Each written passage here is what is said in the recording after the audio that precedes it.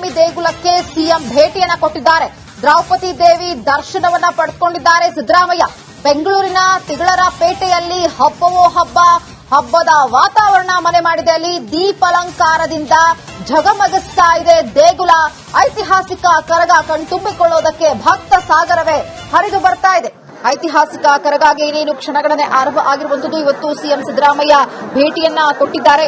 ಇತಿಹಾಸ ಪ್ರಸಿದ್ಧ ಬೆಂಗಳೂರು ಕರಗದ ಪ್ರಮುಖ ಆಕರ್ಷಣೆಯ ಕೇಂದ್ರ ಬಿಂದು ಅಂದ್ರೆ ಅಲ್ಲಿನ ಹೂವಿನ ಅಲಂಕಾರ ಅಂತಾನೆ ಹೇಳಬಹುದು. ಕರಗ ಮಹೋತ್ಸವವನ್ನ ಇವತ್ತು ದೇವಿಗೆ ಕೈ ಮುಗಿದು ಅಲ್ಲಿ ಸಿಎಂ ಸಿದ್ದರಾಮಯ್ಯನವರು ಬೇಡಿಕೊಂಡಿದ್ದಾರೆ. ಇಡೀ ಬೆಂಗಳೂರಿನ ಜನ ಅತ್ಯಂತ ಉತ್ಸಾಹದಿಂದ ಆಚರಿಸುವಂತಹ ಈ ಕರಗಕ್ಕೆ ಇನ್ನೇನು ಕ್ಷಣಗಣನೆ ಆರಂಭವಾಗಿದೆ. ಬೆಂಗಳೂರಿನ ತಿಗಳರ ಪೇಟೆಯಲ್ಲಿರುವಂತಹ ಧರ್ಮರಾಯಸ್ವಾಮಿ ದೇವಸ್ಥಾನದಲ್ಲಿ ಇವತ್ತು ಸಂಜೆಯಿಂದಲೇ ವಿವಿಧ ಧಾರ್ಮಿಕ ಕಾರ್ಯಕ್ರಮಗಳು ಕೂಡ ನೆರವೇರಿಸಿಕೊಂಡು ಬರ್ತಾ ಇದ್ದಾರೆ. ಇನ್ನ ಪೂಜಾ ವಿಧಿವಿಧಾನಗಳನ್ನ ಕೂಡ ಪೂರೈಸ್ತಾ ಇದ್ದಾರೆ. ಇವತ್ತು ಸಿಎಂ ಸಿದ್ದರಾಮಯ್ಯ ಭೇಟಿಯನ್ನ ಕೊಟ್ಟಿದ್ದಾರೆ ದೇವಸ್ಥಾನಕ್ಕೆ.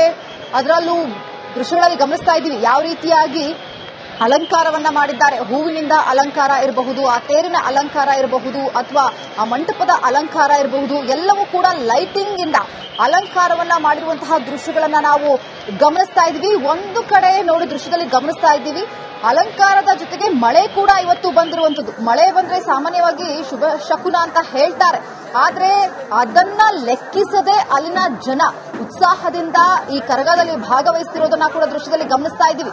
ದ್ರೌಪದಿ ದೇವಿ ದರ್ಶನವನ್ನ ಪಡೆದುಕೊಂಡಿದ್ದಾರೆ ಸಿದ್ದರಾಮಯ್ಯನವರು. ಬೆಂಗಳೂರಿನ ತಿಗಳರ ಪೇಟೆಯಲ್ಲಿರುವಂತಹ ಆ ಒಂದು ದೇವಸ್ಥಾನದಲ್ಲಿ ಹಬ್ಬದ ವಾತಾವರಣ ಮನೆ ಮಾಡಿದೆ. ಇದರ ಬಗ್ಗೆ ಮತ್ತಷ್ಟು ಮಾಹಿತಿಯನ್ನ ಕೊಡ್ತಾರೆ ನಮ್ಮ ಪ್ರತಿನಿಧಿ ವೀರೇಶ್. ಆ ಸ್ಥಳದಿಂದ ಲೈವ್ ಅಲ್ಲಿ ಜಾಯ್ನ್ ಆಗ್ತಾ ಇದ್ದಾರೆ. ವೀರೇಶ್, ಹಬ್ಬದ ವಾತಾವರಣ ಅಂತೂ ಅಲ್ಲಿ ನಿರ್ಮಾಣ ಆಗಿದೆ, ಮಳೆ ಕೂಡ ಬಂದಿದೆ. ಸದ್ಯದ ಸಿಚುವೇಶನ್ ಹೇಗಿದೆ? ಜನ ಫುಲ್ ಕಂಪ್ಲೀಟ್ ಆಗಿ ಉತ್ಸಾಹಕರಾಗಿದ್ದಾರಾ?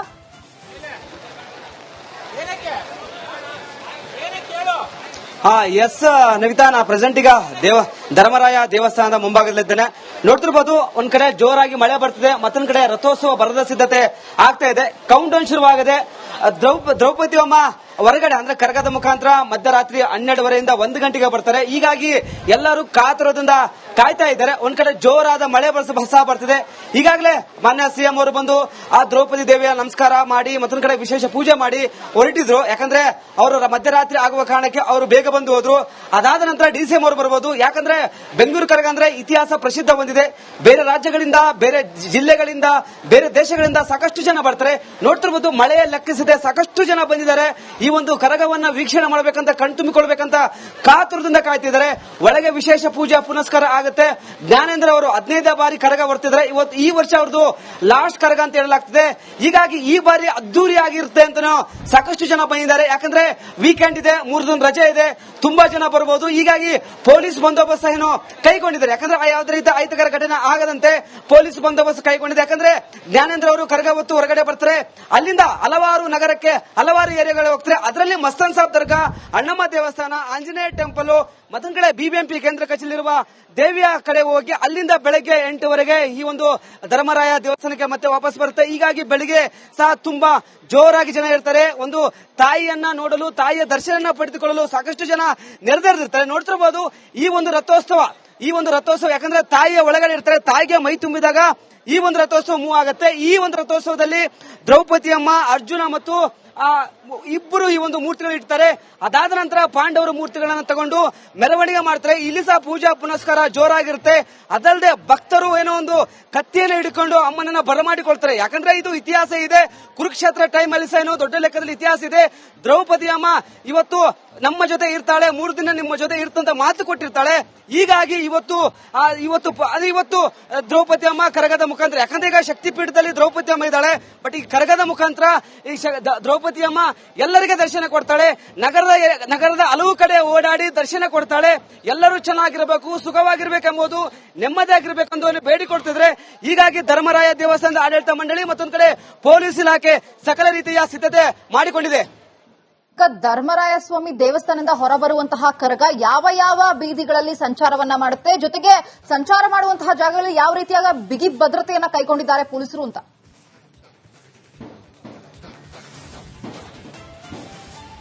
ನಿಖಿತ, ನಾನು ನೋಡ್ತಿರ್ಬೋದು ವಿಶೇಷ ಪೂಜಾ ಪುನಸ್ಕಾರಗಳು ಆಗ್ತಾ ಇದೆ.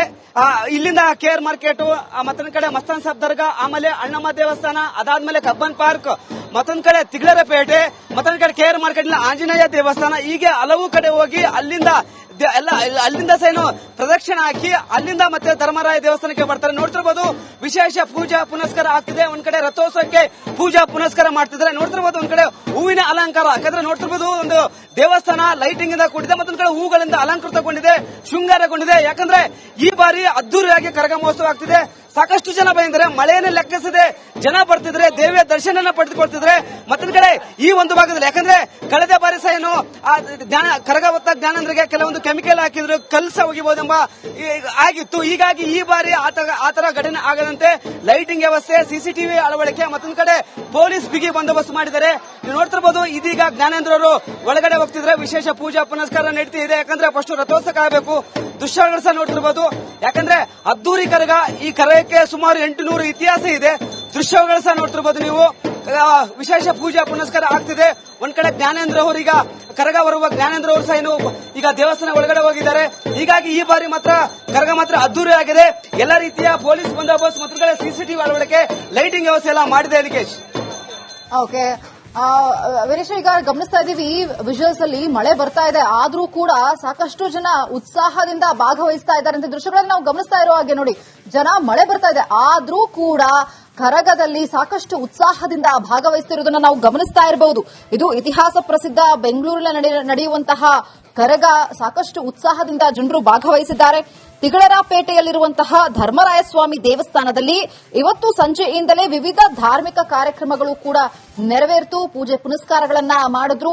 ನಮ್ಮ ಪ್ರತಿನಿಧಿ ಹೇಳ್ತಾ ಇದ್ರು ಎಲ್ಲೆಲ್ಲಿ ಕರಗ ಸಾಗುತ್ತೆ ಅಂತ ಹೇಳಿ.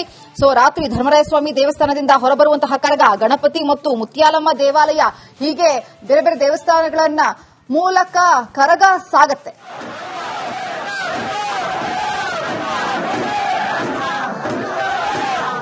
ದೇಗುಲಕ್ಕೆ ಸಿಎಂ ಭೇಟಿಯನ್ನ ಕೊಟ್ಟಿದ್ದಾರೆ. ದ್ರೌಪದಿ ದೇವಿ ದರ್ಶನವನ್ನ ಪಡೆದುಕೊಂಡಿದ್ದಾರೆ ಸಿದ್ದರಾಮಯ್ಯ. ಬೆಂಗಳೂರಿನ ತಿಗಳರಪೇಟೆಯಲ್ಲಿ ಹಬ್ಬವೋ ಹಬ್ಬ, ಹಬ್ಬದ ವಾತಾವರಣ ಮನೆ ಮಾಡಿದೆ. ಅಲ್ಲಿ ದೀಪಾಲಂಕಾರದಿಂದ ಝಗಮಗಿಸ್ತಾ ಇದೆ ದೇಗುಲ. ಐತಿಹಾಸಿಕ ಕರಗ ಕಣ್ತುಂಬಿಕೊಳ್ಳುವುದಕ್ಕೆ ಭಕ್ತ ಸಾಗರವೇ ಹರಿದು ಬರ್ತಾ ಇದೆ. ಐತಿಹಾಸಿಕ ಕರಗಾಗಿ ಇನ್ನೇನು ಕ್ಷಣಗಳನ್ನೇ ಆರಂಭ ಆಗಿರುವಂತದ್ದು. ಇವತ್ತು ಸಿಎಂ ಸಿದ್ದರಾಮಯ್ಯ ಭೇಟಿಯನ್ನ ಕೊಟ್ಟಿದ್ದಾರೆ. ಇತಿಹಾಸ ಪ್ರಸಿದ್ಧ ಬೆಂಗಳೂರು ಕರಗದ ಪ್ರಮುಖ ಆಕರ್ಷಣೆಯ ಕೇಂದ್ರ ಬಿಂದು ಅಂದ್ರೆ ಅಲ್ಲಿನ ಹೂವಿನ ಅಲಂಕಾರ ಅಂತಾನೆ ಹೇಳಬಹುದು. ಕರಗ ಮಹೋತ್ಸವವನ್ನ ಇವತ್ತು ದೇವಿಗೆ ಕೈ ಮುಗಿದು ಅಲ್ಲಿ ಸಿಎಂ ಸಿದ್ದರಾಮಯ್ಯನವರು ಬೇಡಿಕೊಂಡಿದ್ದಾರೆ. ಇಡೀ ಬೆಂಗಳೂರಿನ ಜನ ಅತ್ಯಂತ ಉತ್ಸಾಹದಿಂದ ಆಚರಿಸುವಂತಹ ಈ ಕರಗಕ್ಕೆ ಇನ್ನೇನು ಕ್ಷಣಗಳನ್ನೇ ಆರಂಭವಾಗಿದೆ.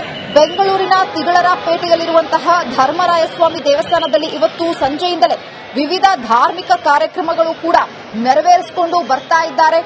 ಇನ್ನ ಪೂಜಾ ವಿಧಿವಿಧಾನಗಳನ್ನ ಕೂಡ ಪೂರೈಸ್ತಾ ಇದ್ದಾರೆ. ಇವತ್ತು ಸಿಎಂ ಸಿದ್ದರಾಮಯ್ಯ ಭೇಟಿಯನ್ನ ಕೊಟ್ಟಿದ್ದಾರೆ ದೇವಸ್ಥಾನಕ್ಕೆ.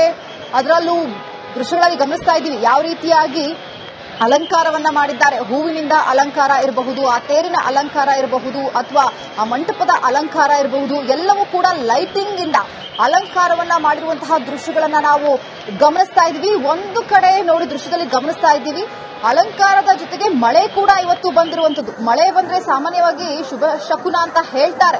ಆದ್ರೆ ಅದನ್ನ ಲೆಕ್ಕಿಸದೆ ಅಲ್ಲಿನ ಜನ ಉತ್ಸಾಹದಿಂದ ಈ ಕರಗದಲ್ಲಿ ಭಾಗವಹಿಸುತ್ತಿರೋದನ್ನ ಕೂಡ ದೃಶ್ಯದಲ್ಲಿ ಗಮನಿಸ್ತಾ ಇದ್ದೀವಿ. ದ್ರೌಪದಿ ದೇವಿ ದರ್ಶನವನ್ನ ಪಡೆದುಕೊಂಡಿದ್ದಾರೆ ಸಿದ್ದರಾಮಯ್ಯನವರು. ಬೆಂಗಳೂರಿನ ತಿಗಳರಪೇಟೆಯಲ್ಲಿರುವಂತಹ ಆ ಒಂದು ದೇವಸ್ಥಾನದಲ್ಲಿ ಹಬ್ಬದ ವಾತಾವರಣ ಮನೆ ಮಾಡಿದೆ. ಇದರ ಬಗ್ಗೆ ಮತ್ತಷ್ಟು ಮಾಹಿತಿಯನ್ನ ಕೊಡ್ತಾರೆ ನಮ್ಮ ಪ್ರತಿನಿಧಿ ವೀರೇಶ್. ಆ ಸ್ಥಳದಿಂದ ಲೈವ್ ಅಲ್ಲಿ ಜಾಯ್ನ್ ಆಗ್ತಾ ಇದ್ದಾರೆ. ವೀರೇಶ್, ಹಬ್ಬದ ವಾತಾವರಣ ಅಂತೂ ಅಲ್ಲಿ ನಿರ್ಮಾಣ ಆಗಿದೆ, ಮಳೆ ಕೂಡ ಬಂದಿದೆ. ಸದ್ಯದ ಸಿಚುವೇಶನ್ ಹೇಗಿದೆ? ಜನ ಫುಲ್ ಕಂಪ್ಲೀಟ್ ಆಗಿ ಉತ್ಸಾಹಕರಾಗಿದ್ದಾರಾ?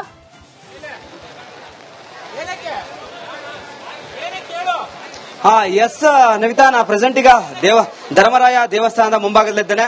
ನೋಡ್ತಿರ್ಬೋದು ಒಂದ್ ಕಡೆ